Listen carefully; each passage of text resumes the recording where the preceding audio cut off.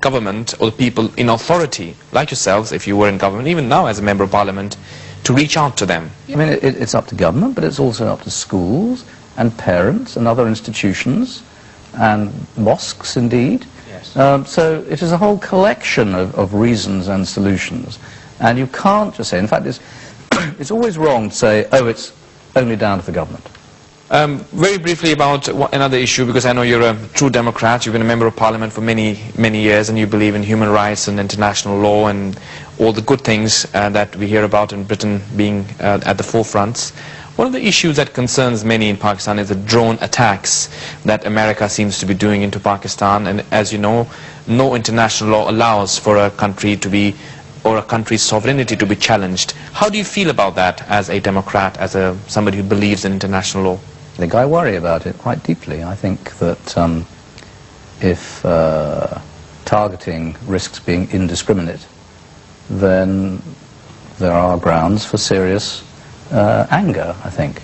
If you're going to send an unmanned machine over there to explode something beneath, you've got to know what you're getting. And if you're getting a genuine enemy who is threatening the country and threatening world peace, then fine. But if you're getting women and children, it's not fine. But that machine, you know, if it's not from your own country, if another country is challenging your sovereignty, the principle of that cannot be justified. Inside the Pakistani border, then of course that is a serious issue affecting Pakistan's sovereignty. If it's over the border in Afghanistan, we know the situation, at least, is slightly different.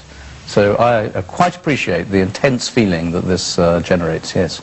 In terms of Afghanistan, the current Foreign Secretary, David Miliband, talked about sort of dialogue with the good elements within the Taliban or within the religious people, simply those who want to have a religious style of government and distinguish them from those who believe in extremism.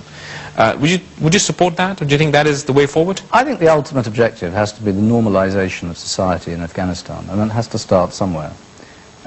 People do change in their life. They can start out as very extremely angry people and then moderate later.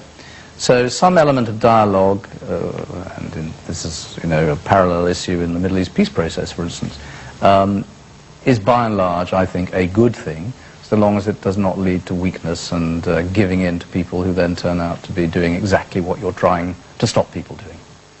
Mr. Duncan, thank you very much for joining us. Viewers, we were talking to Alan Duncan, Member of Parliament, the shadow leader of the House, and he's of course a leader of the Conservative Party, is a Member of Parliament for many years, and we hope that we were able to answer some of your questions. If there's any issues that you want to talk about or share, you can always email us on insight@arynews.tv.